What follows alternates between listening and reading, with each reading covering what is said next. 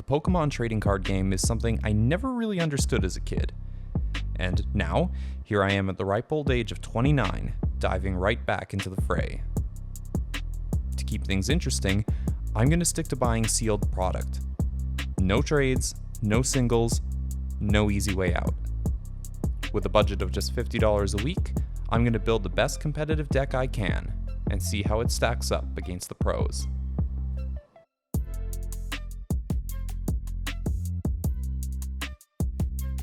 Welcome back, ladies and gentlemen. We're one more week into the Darkness Ablaze meta, and I'm still trying to make sense of Pikarom's strange place in all of it, but, you know, that's okay. I've looked over the Darkness Ablaze list a few times, and I've even doubled back to look at what's still in rotation, you know, team up onwards, and honestly, we've got pretty much everything we need, with the exception of Vikavolt V and Crobat V, of course. Really, until we get those prized Pokemon V, I think it's mostly about tweaking what we have. See, when I've been practicing or playing other decks on the ladder, I'm always surprised to see how close Pikarom lists are to my own. So I think I am actually on the right track. If they differ, it's that they have a higher count of Boltund or they have the Vikavolt and the Crobat. But in terms of supporters, items, even stadiums, it looks like we're right on the mark. Now, sure, some matchups are still going to be rough, like Eternatus, for example, but hey, Eternatus also gets bodied by random stuff like Phalanx or Excadrill. So, you know, I think it's just a matter of accepting that you can't win them all. Now, with all that said, I know what I'm looking for, you know what I'm looking for, so let's just dive right in and start cracking some packs. End of part 1. Okay, ladies and gents, so this week I could not get my hands on some of those promo packs, so it's going to be a little less efficient, but hey, you know, packs are packs. So we're still digging for Vikavolt V. Yeah, pretty much just Vikavolt V. Oh, and Crobat V. Crobat V would be very nice to have as well. So let's see, we've got 9 packs. Coming in at around $45, I think, after tax. So yeah, without further ado, let's just get in, crack them open, and see if we can give our deck the upgrade we so desperately need. Personally, I think Vikavolt or Crobat, well, I don't know. The Crobat would add some much needed consistency, but the Vikavolt obviously gives us the item lock, which is preferable. Staraptor, nothing. Okay. But, you know, beggars can't be choosers, and we are beggars, trust me. When you're doing a sealed-only challenge, you really have to make the most with everything you've got. Okay, Dark Energy, Kabu, Simisage, Vanillish, Ducklet, Mareep, Paris, Gothita, Skarmory, ooh, Birdkeeper, and Hippowdon. Okay, we might be able to use that. We're always in need of some good switching cards. So let's see. It's not bad. Especially, I mean, not that we were running Escape board with Jirachi. We could not get access to that, unfortunately, because it was a pre-rotation card. But, you know, we always need ways to evacuate stuff from the active Jirachi especially. So, hey, this is nice, and we get to see a few extra cards, which is great. Nothing. Okay. Oh, goodness. This is going to be one of those days. Can we at least get something very nice for the binder? That would be great. All right. Lightning Energy, Vanillish, Poltegeist. We want to do Sealed Only Mad Party. Why not? Fletchling, Wimpod, Grimer, Clink, Reverse Hollow Cufant, and an Ampharos. Can we use this? Not really. No. Don't see a spot for that in the deck unless we're really worried about the goons. Okay.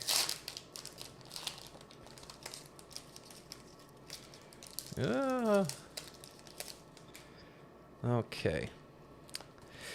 Come on, let's see what we can do here. Okay, Fighting Energy, Lunatone, Dartrix, Glimwood Tangle, another Gothita, Nickit, Shelmet, Larvitar, Grimer, Reverse Hollow Grimer.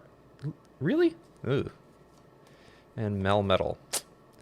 What a bummer. 2 of the same card in the same pack. You guys know how much I hate that. That is just bad QC, if you ask me. Really bad QC on the Pokemon Company's part. Oh, okay, let's see. Fire Energy, Powerful Colorless, Toxapex, Klinklang, Carablast, Marini, Purloin, Starly, Aeron, Reverse Hollow Lunatone, and a Granbull. Oh boy. 3 packs left. Can we please get something good? Just straight breaking my heart. 1, 2, 3, 4. Psychic Energy, Shinotic, Rose, No Love for GXs, Simipour, Electrike, another Dino, Passimian, Bunnelby, Vanillite, Reversal Fletchling, Vanillux. Oh boy, ladies and gents. 2 packs left. We haven't even gotten a holo, for God's sakes. This is disappointing. This is very disappointing. I don't know if the deck is going to see any change this week. Okay. Metal Energy, Clang, Gothorita, Piers, Cubchoo, Wimpod, another Bunnelby, Toxel, Dracovish, Acidity there, and Golisopod. Last pack. Oh boy. Straight disappointing today, ladies and gents. If we literally walk out of this with just a Birdkeeper, I am going to be extremely disappointed. Okay, 1, 2, 3, 4. You remember when those different color code cards used to mean you were going to get something really nice? I don't. Oh, Turbo Patch. Okay, why not? Cubchoo, Rowlet, Jigglypuff, Diglett, Panpour, Reverse Hollow Wimpod, Tyranitar.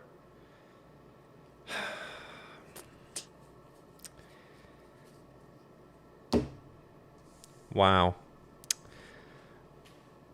We really got nothing today. I mean, I guess this is okay for Boltund, but we can't really... It's not worth 2 spaces to have the 2 turbo patches in. I guess we just add the extra Birdkeeper and that's it. I don't know. Oh, that is disappointing. All those cards and nothing useful. Yeah, no, really. I mean, I guess we got a holo, but Tyranitar, come on, that's never going to see any play. I'm pretty sure it's just going to be this, but who knows? Maybe one of these will do something for us as well. Okay, well, there it is. Let me go see what I can do with the deck, and then we will jump into some games. Well, not much there. But hey, we got another Birdkeeper, so that's cool. Now, the Birdkeeper, really, it's just another switching card. Again, we don't want Jirachi stuck in the active, so it's helpful, and it'll get us a few extra cards, which is always a bonus. Those might be a few extra lightning energy that we can discard with a Quickball or an E-Magnetic Radar, in order to, again, pop off with Dance of the Ancients. So, yeah, you know, there's not much more we can do to the list without Vikavolt or Crobat, so I guess that's going to be it for now. It's functional, and, you know, with it being functional, why don't we take it for a test spin? The first round pits my oddball Pikarom deck against a deck I've been very keen to try, Single Prize Copperajah. I personally think Copperajah is one of the coolest new Pokemon in Sword and Shield, and while the deck might have some speed issues, it can certainly deal out big damage for a single prize deck. I've got nothing but supporters in hand, and I'm not even sure what to do with them. I am able to get a single energy onto Pikarom, and I follow it up with a Marnie, but I don't really make any progress after that. Honestly, the next few turns are just an utter grind as my opponent builds up their bench, but for whatever reason are unable to get a Copperajah into play. They have a Q-Fount in the active, they're adding energy, they have the metal goggles, like they look like they're setting up for the long haul. They even managed to set up a Pidgeotto engine, but still, they're basically stuck with the basics, I actually get so desperate at one point that I Dedenne change away some valuable resources in order to finally get one more energy card in hand. And luckily for me, my opponent still hasn't evolved their Q-Font into Copperajah. Apparently, they're having a really rough go of it too, because they actually switch the active Q-Font out and serve up one without energy against my Hoopa, which also doesn't have any energy on it. But hey, finally I do get my third lightning energy, I managed to get Pikarom into the active, and I can go for the full blitz, loading up the active Pikarom for the tag vault next turn because, my god, by this point I am getting a little greedy, I'm getting a little impatient, so I just want to be able to take 2 more KOs as quickly as possible. Now, my opponent apparently knows the jig is up. I guess they just were not able to draw a Copperajah, or maybe they never had one. But for whatever reason, they scoop. This next game is not the longest in Pokemon Sealed Only history, but it is another example of how this deck can really drag at times when you don't get the full combo off. I lead a solitary Pikarom against my opponent's lonely Volcanion, so I know I'm up against some kind of Firebox deck. Might be Scentiscorch, could still be Reshizard or maybe Charizard VMAX, but regardless, it's fire, so okay, we know what we're in for. They actually just attach and pass without dropping anything on the bench, which is, it's already not ideal when you're going first as a fire deck. But just having the Volcanion with a single energy, I mean, you're not going anywhere fast. So naturally, I start digging like crazy in order to get full combo off. I managed to grab Tapu Koko Prism Star first, and then use an Electromagnetic Radar to grab a Pikarom, and then Dedenne, of course. The Dedenne change gets me some fresh cards, but without the energy switch, I'm just not going to be able to get Pikarom rolling for the donk on this first turn. Instead, I just bring up Jirachi to dig a little bit more, knowing full well that it's probably going to get blown up, but hey, better than taking, 110 to the face on my Pikarom. So, with that, I just pass turn back to my opponent. Now, it becomes pretty apparent that they have absolutely nothing because the very first thing they do is Welder to their Volcanion and then slap on a Big Charm.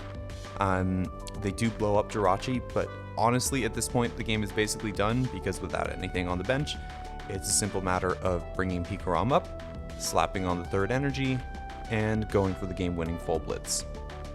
Now, obviously, this isn't the worst game in the world. We can take the win, but it's a reminder that, yeah, when you can't get that full combo off, it is very difficult to capitalize on things early on in the game, like the opponent only having one basic out in the active. If you do not get that combo off turn 1, this deck is slow. Well, maybe not that slow. It was still a turn 2 full blitz, so maybe I'm just a little spoiled. Anyway, on to the next one. The last game pits my Pikarom deck against an abomination of a deck. And I mean abomination in the nicest way possible. Like, literally, this is a compliment. My opponent at the outset has to mulligan, and I see a Dracozolt, Piers, and Greens in their hand. So I'm guessing this is some kind of hybrid fossil deck because they also have both the rare fossil and the unknown fossil in there as well. Now, I get even more confused when they put up their first basic and it's a Detective Pikachu. They slap down a Speed Lightning Energy to draw a bit more and then pass back to me. So I have no idea really what I'm up against, but I've got my cards, I got a little sneak peek, so in theory, I know potentially there are some big fossil hitters coming on the way. Now, I have Hoopa in the active and Tapu Koko Prism Star on the bench, so naturally I throw down a Jirachi and then Electromagnetic Radar to grab 2 Pikarom. If I can, I really want to donk this guy, and I start burning through my deck like nuts to dig for full combo. But unfortunately, as has been the theme today, I don't even get close, so I just have to pass back to my opponent. My opponent throws down a rare fossil and then the Pokemon Research Lab, which brings 2 Aerodactyl into play. Now, I'm anxious because I know those things can hit for 180 with the help of a triple acceleration energy, which is an easy 2 KO on all of my multi-prize Pokemon. So I've really got to get moving and get ahead of the prize race if I want to win this one. as my turn comes back up, I'm forced to dump a ton of precious resources with Professor's research just to get enough energy onto Pikarom.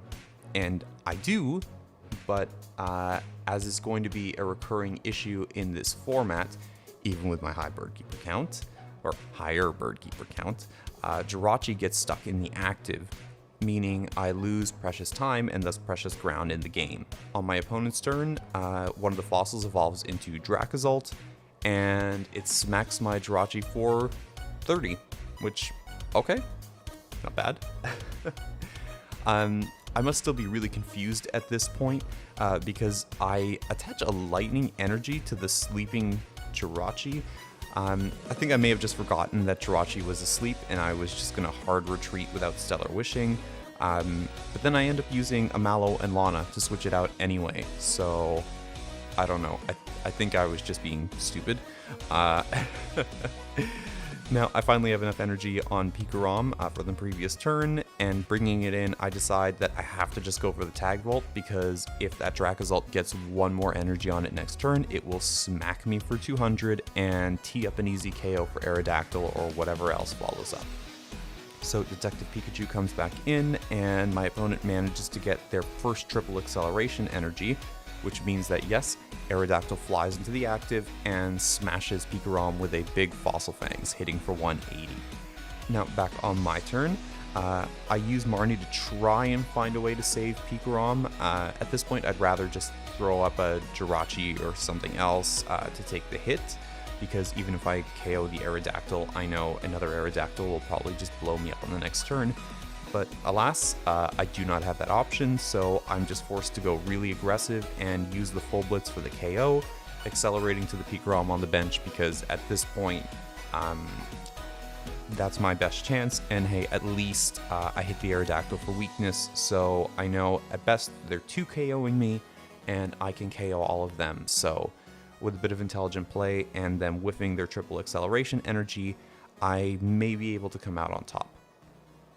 Now, when my opponent's turn comes back up, I know they still have one Aerodactyl raring to go, but I guess they do with the triple acceleration energy, and probably fearing that I have a boss's orders or something else in hand, they just decide to scoop. So, kind of dodged a bullet there. And that wraps things up for another week. Not bad. Well, not great. But hey, obviously the deck is still in need of some extra consistency, or a plan B when we can't explode right away with Pikarom. It's looking like a lot of the time we're only getting 1 or 2 energies accelerated onto any Pokemon in a given turn. So this is another case where, hey, if I can only, Tapu Koko Prism Star for 1 extra energy, let's say, Vikavolt is a much more attractive option. It's also a strong case for Crobat, because apparently, even with a high energy count, sometimes you have to dig really hard, so being able to see those extra cards to get that extra energy is a lot more important.